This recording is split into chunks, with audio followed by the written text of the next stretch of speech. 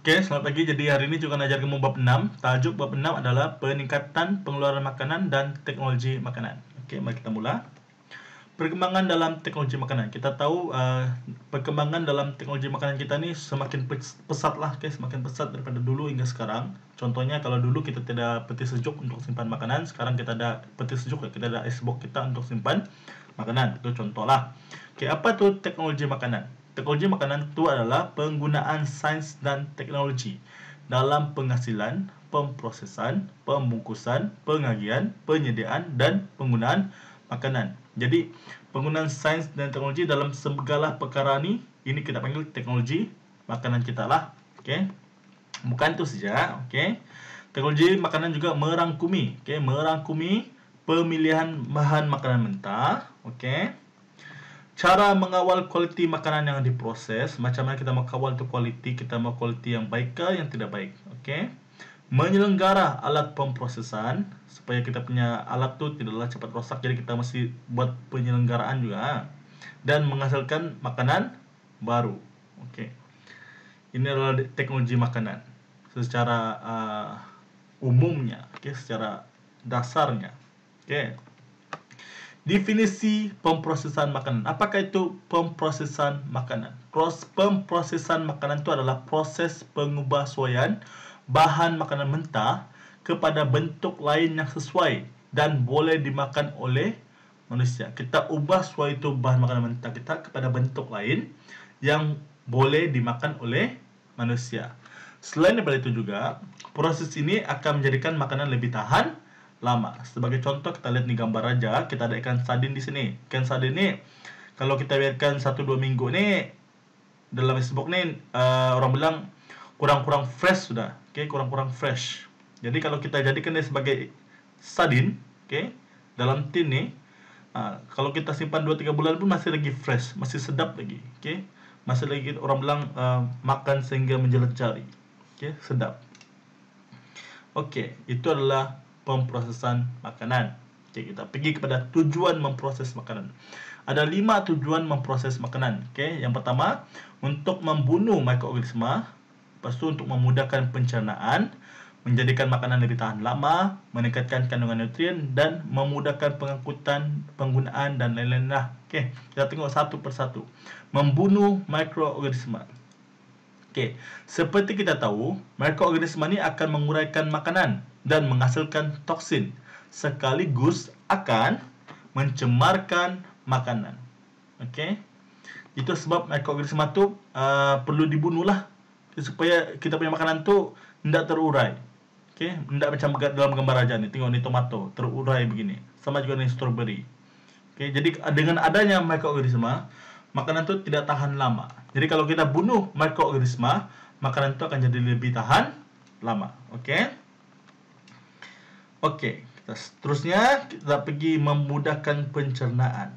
Okay, dalam pemprosesan makanan, okay, secara lazimnya makanan itu akan dimasak dan dilembutkan.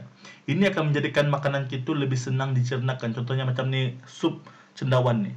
Okay, mudah untuk dicerna oleh perut. Sama juga dengan ni nah, jagung manisnya ni. Okay, jagung manis ni sedap untuk dimakan. Okay, sangat-sangat sedap. Okay, enak dan mudah dicerna oleh perut. Bagi saya lah. Okay, bagi saya lah. Okay. Okay. Seterusnya, makanan tahan lama. Okay, seperti yang saya ucap tadi. Okay, bila kita memusnahkan mikroorganisma, ia akan menjadikan makanan lebih tahan lama. Sebab kenapa? Sebab apabila mikroorganisma kita musnahkan secara tidak langsung, tiada proses penguraian makanan. Okay, tiada proses penguraian makanan. Okay.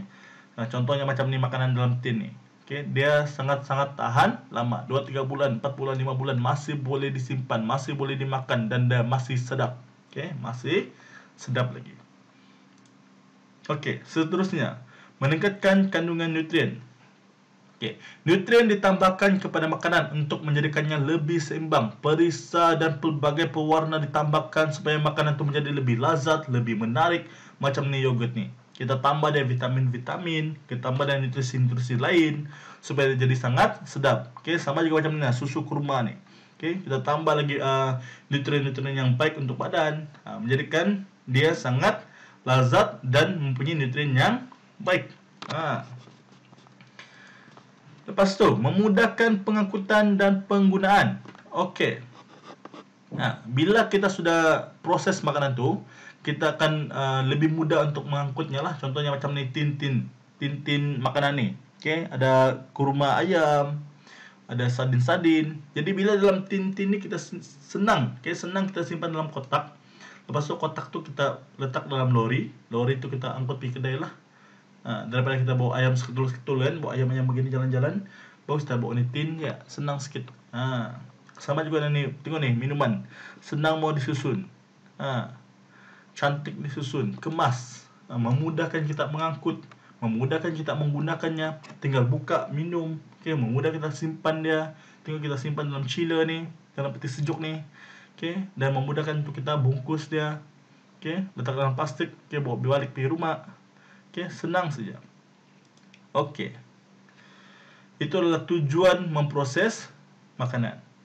Seterusnya kita pergi ke jenis-jenis pengawetan. Okey, jenis pengawetan. Okey. Ada 7 jenis pengawetan. Okey, yang pertama kita ada pengetinan dan pembotolan, pempasturan, penyejuk bekuan, pembukusan vakum, pendehidratan, pendinginan, dan penyinaran. Okey, kita pergi satu persatu. Yang pertama, pengetinan dan pembotolan. Okey, pengetinan dan pembotolan yang mana makanan yang dipanaskan pada suhu 85 darjah Celsius. Okey, makanan itu kita panaskan pada suhu 85 darjah Celsius dan dimasukkan ke dalam tin ataupun botol yang telah disterilkan. Contohnya macam ni, tin ni. Kita akan sterilkan dulu tin ni, kemudian kita akan masukkan makanan tu. Lepas tu, sudah kita masukkan, kita akan patri makanan tu supaya mikroorganisma tu tidak dapat masuk ke dalam makanan. Okey, dan kita akan panaskan dengan steam pada suhu 121 darjah Celsius dengan tekanan 10.5 kilopascal. Okey.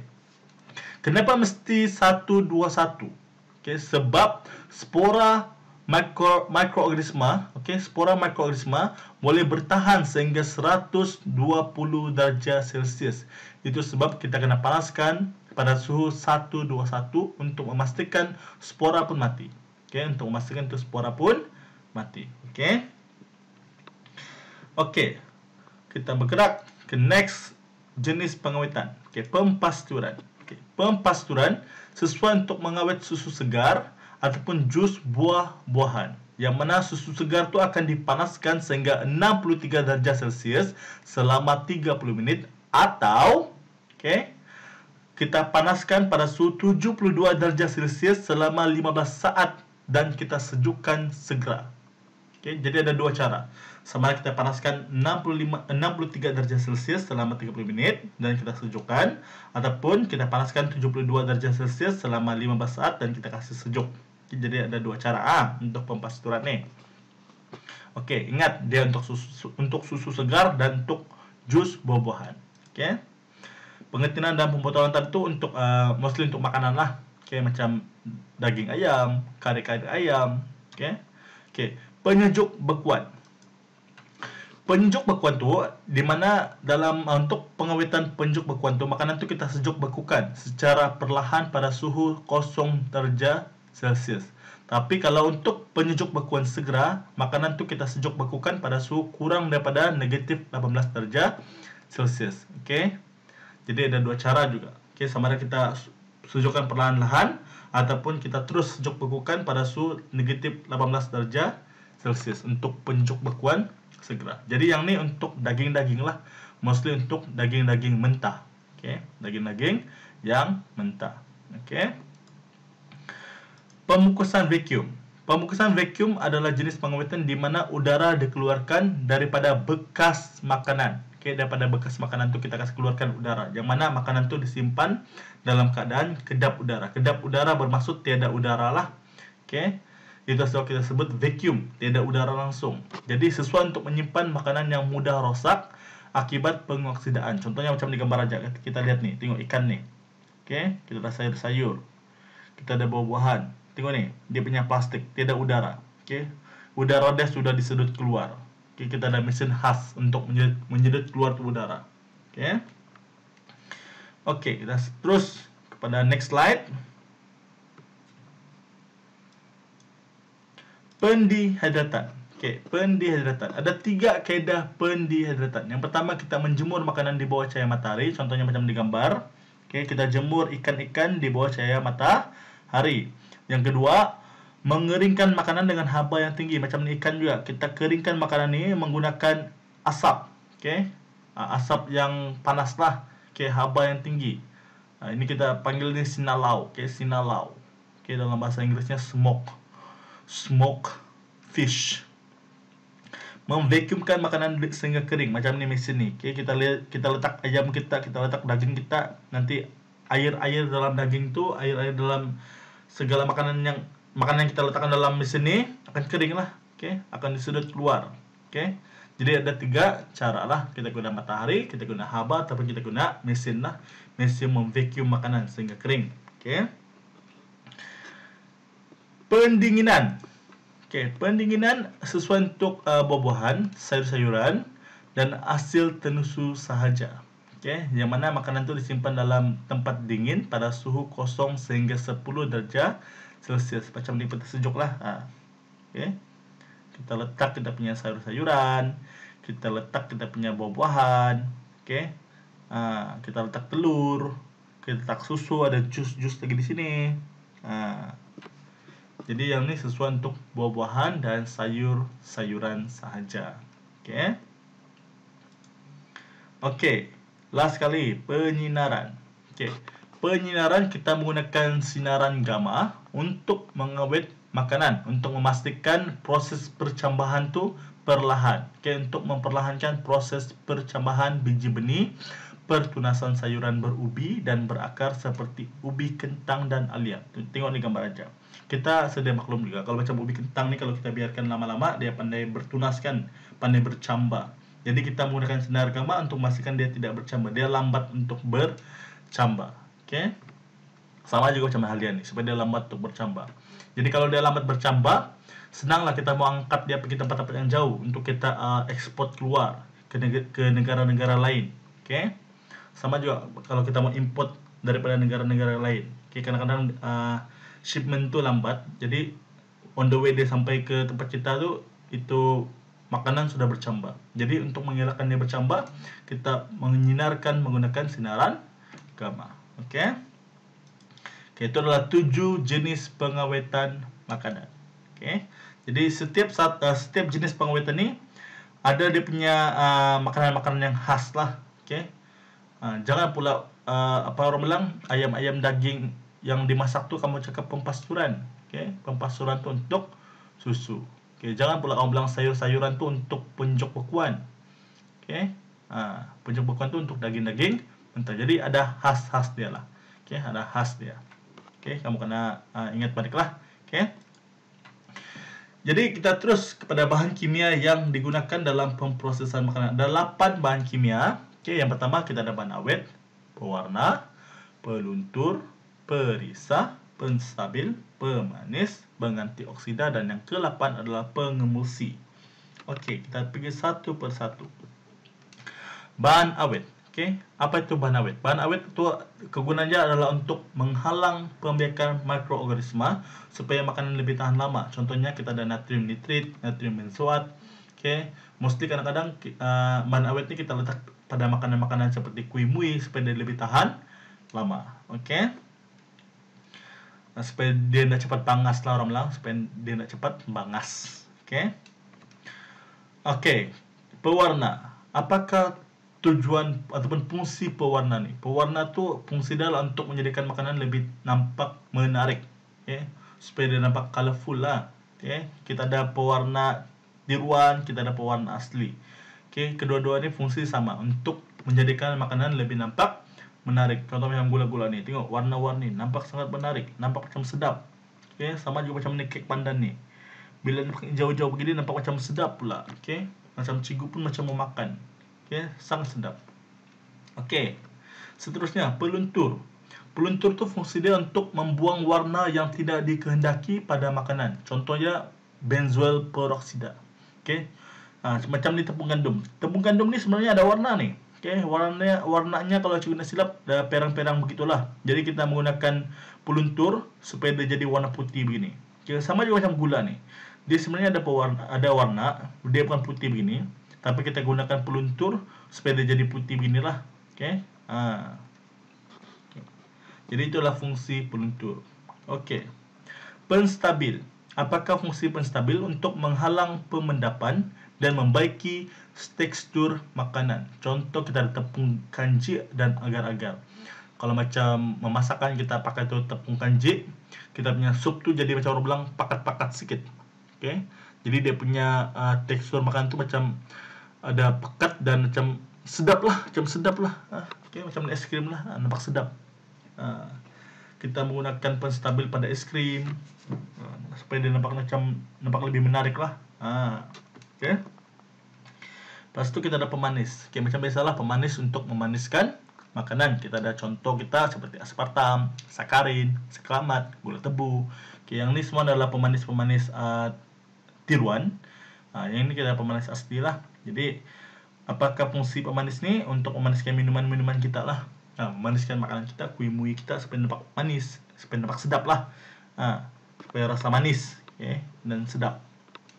Macam ni, tengok ni, minuman-minuman ni semuanya manis-manis belaka. Okay. Okay, penganti oksida.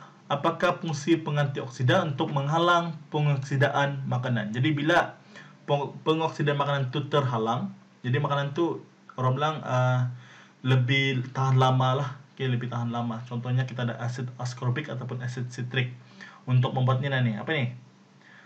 Margarin dan minyak masak. Okay, supaya jadi penganti oksida kita gunakan pada margarin dan pada minyak masaknya lah, supaya dia lebih tahan lama dan lambat teroksida lah. Okay. Lepas tu kita ada pengemulsi.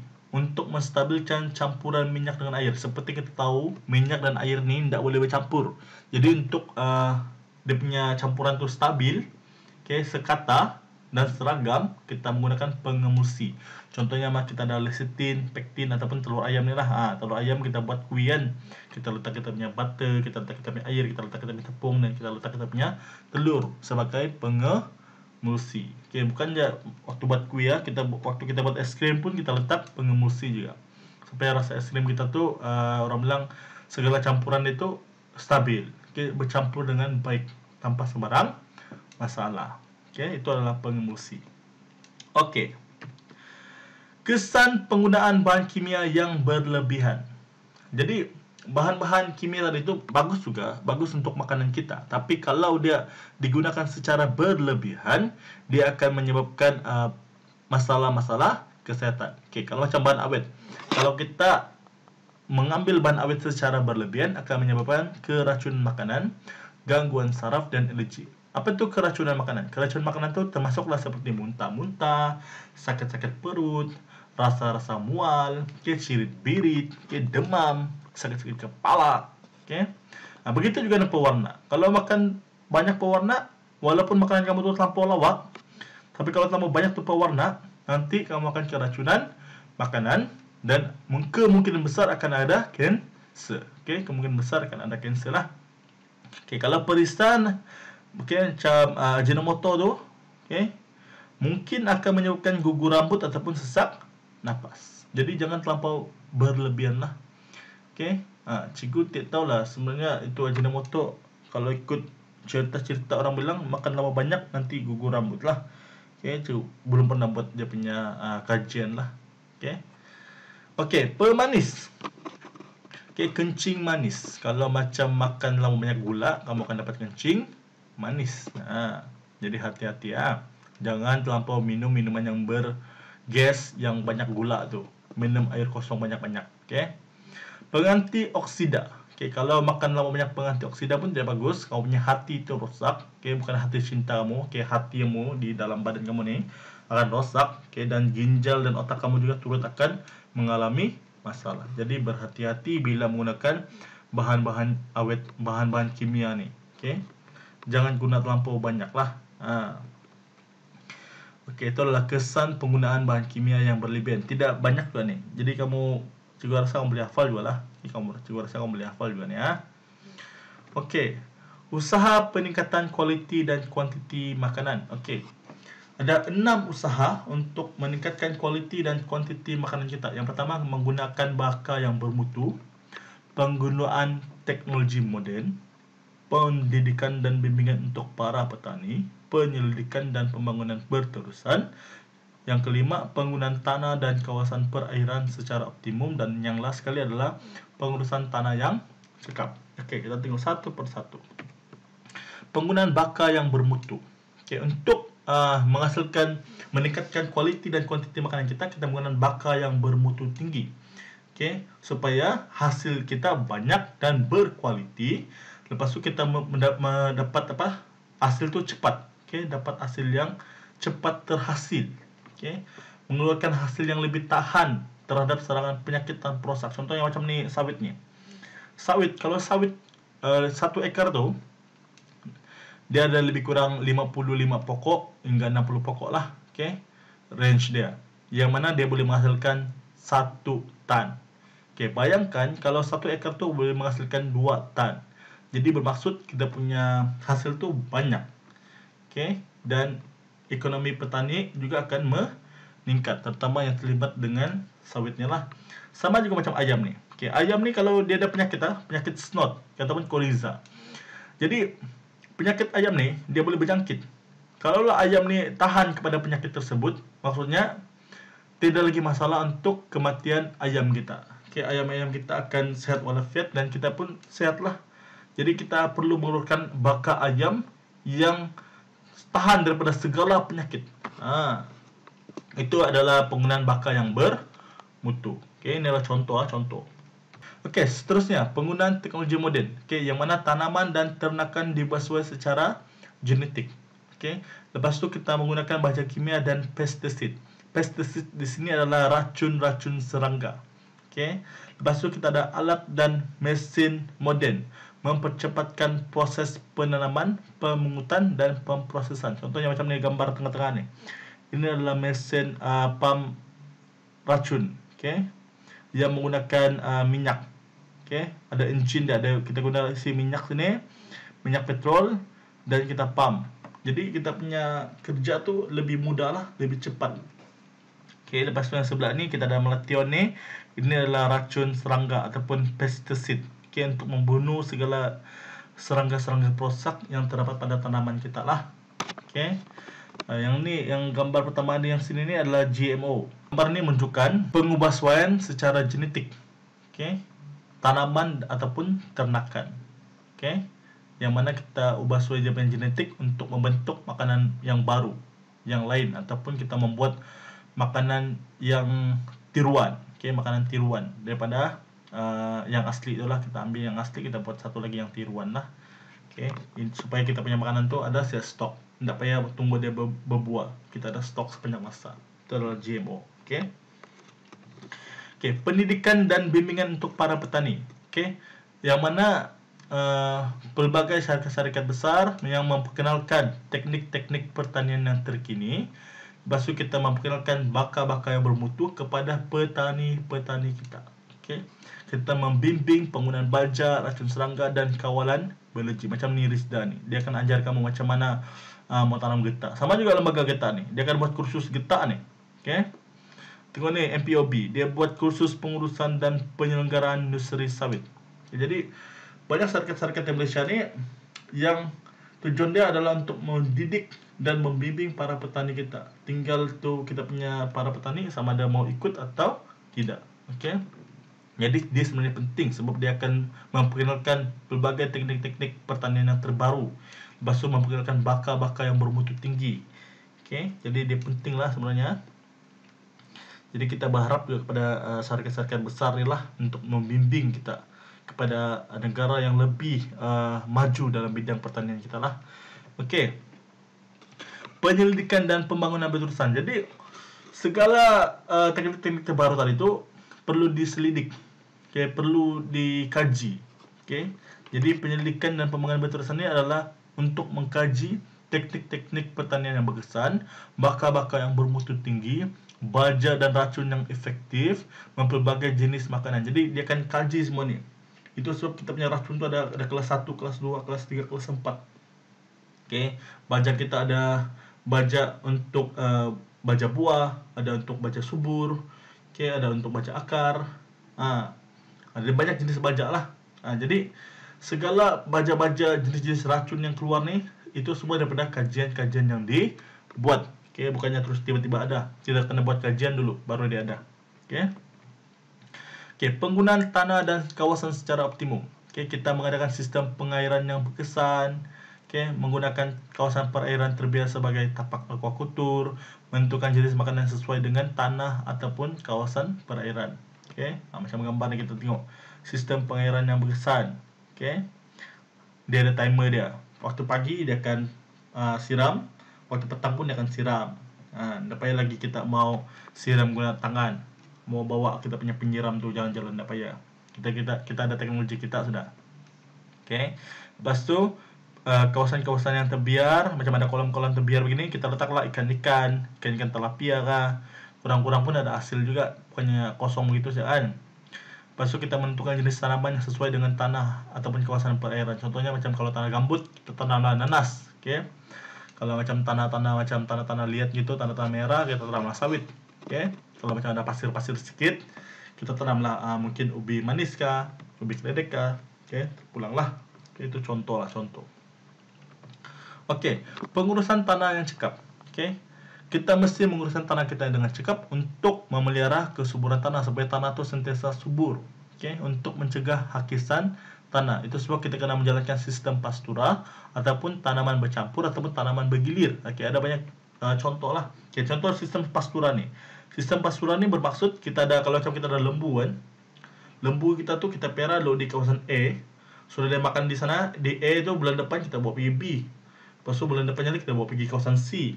Lepas tu kita balik lagi pergi B. Lepas tu kita balik lagi pergi A. Jadi dia berulang-ulang begitu. Jadi tu kawasan tu tidaklah terjejas sangat. Dia orang bilang bergilir tempat dia mencari makanan. Lepas tu kalau macam tanaman bercampur ni, tengok di gambar aja ni, kita ada lobak, kita ada sayur-sayur lain, kita ada kangkung kalau di ujung-ujung sana, mungkin kita ada sawi. Jadi kita kasih campur dia. Bukannya jagung semua ataupun sawi semua. Enggak, kita kasih campur-campur dia untuk memastikan tanah kita tu orang bilang digunakan dengan baik. Digunakan dengan baik dan dapat menghasilkan pelbagai jenis sayuran dan makanan lah. Takkanlah hari-hari kita makan sawi ya kan. Sawi sehari-hari. Kita tukar-tukar lah. Sawi hari ini, besok kangkung, besok lagi jagung, besok lagi lobak. Tukar-tukar. Pemilihan makanan. Jadi seterusnya kita sambung pada pemilihan makanan ni. Dalam pemilihan makanan kita ada Akta Makanan 1983. Akta Makanan 1983 adalah digubal untuk melindungi orang ramai berkaitan dengan pembuatan, penjualan, pengedaran dan penggunaan makanan. Jadi dalam Akta Makanan 1983 ni ada peraturan-peraturan makanan 1985. Peraturan-peraturan 1985 ni mengatakan dalam makanan tu mesti ada label. Dalam makanan yang dijual tu mesti ada label. Label-label tu mestilah mengandungi ada 6 benda ni. Yang pertama, nama ataupun jenis makanan tu. Yang kedua, kandungan ataupun ramuan makanan. Yang ketiga, dia punya tarikh luput bila. Yang keempat, nama dan alamat pengilang. Yang kelima, kuantiti ataupun berat bersih. Dan yang keenam adalah cara penyimpanan. Kita tengok di gambar aja, kita ada contoh. Contoh label makanan, kita ada nama dia, iaitu roti. Ada roti sini.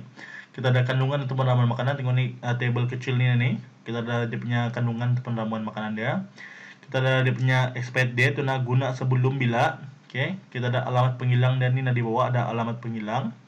Kita ada berat bersih dia ni berat bersih 450 gram dan cara penyimpanan dia ada ni cara simpan di mana, di tempat yang kering kah, di tempat yang basah kah, di dalam peti sejuk kah, di luar rumah kah, simpan di mana. Dia ada cara penyimpanan dia. Dia akan inform kepada pengguna lah, perlu diinform.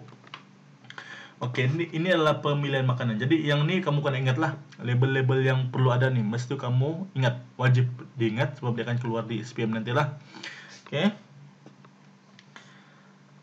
kita terus bergerak pada pendidikan konsumer ataupun pendidikan pengguna. Okey, pendidikan konsumer. Apakah tujuan pendidikan konsumer ni? Untuk menyedarkan hak pengguna. Okey, hak-hak pengguna kepada orang ramai, mengetahui tanggungjawab mereka kepada alam sekitar dan mempunyai kebolehan memilih semasa membeli. Ini adalah tujuan untuk pendidikan konsumer. Jadi, apa itu hak-hak pengguna? Ada 5 hak pengguna di sini. Yang pertama, hak untuk memilih. Sebagai seorang manusia biasa, okay, kita adalah pengguna lah yang selalu membeli di kedai. Jadi kalau kita membeli di kedai, yang pertama kamu kena tahulah kita ada hak untuk memilih. Kita mau pilih air mineral yang mana satu? Kamu yang mahal kah? Yang murah kah? Yang paling murah kah? Yang paling sedap kah? Yang kurang sedap kah? Itu terpulang lah. Okay. Mau roti yang lembut kah, roti keras kah, roti yang manis kah, itu pun terpulang. Itu hak untuk memilih. Okay. Itu orang kedai tidak boleh memaksa. Bilang, kau kena beli ini, kau kena beli. Okay. Tidak boleh lah. Okay. Hak untuk mendapatkan maklumat. Maksudnya kamu boleh tanya. Ini contohnya macam roti pound kan. Ni roti pound ni bila sampai ni? Kemarin kah atau yang minggu lalu? Kamu boleh tanyalah. Okay. Untuk mendapatkan maklumat. Hak untuk mendapatkan pendidikan pengguna. Macam sekarang lah, cikgu ajar kamu hak kamu sebagai seorang pengguna. Okay. Hak untuk mendapat ganti rugi. Okay, jadi kalau macam itu makanan tu rosak, okay, bangas sudah, basi sudah, kamu boleh minta ganti rugi. Pergi kedai tu balik, cakap lah, ini makanan ni rosak dah, minta balik refund. Ataupun minta balik duit ke, ataupun minta ganti yang baru ke. Itu hak kamu, jadi kamu kena tahu. Okay. Hak untuk memberi pendapat. Jadi maksudnya kalau kamu ada 2 brand yang berbeza, kamu boleh bagi pendapat kamu lah sendiri. Mana satu brand yang kamu rasa sesuai untuk kamu lah. Yang mana yang kamu rasa bagus untuk keluarga kamu ataupun untuk diri kamu. Okay. Itu hak untuk memberi pendapat kamu lah. Jadi itu sih untuk bab 6. Terima kasih kepada semua pelajar yang menonton, tidak kisahlah daripada luar ataupun daripada sekolah cikgu sendiri. Dan kalau kamu rasa kamu suka dengan video ini, kamu klik butang like. Kalau kamu tidak suka pun, kamu klik juga butang like tuh. Tapi kalau kamu rasa kamu mau share ataupun mau subscribe, kamu share dan subscribe lah. Tapi kalau tidak dapat pun, tidak apalah. Okay? Thank you. Peace.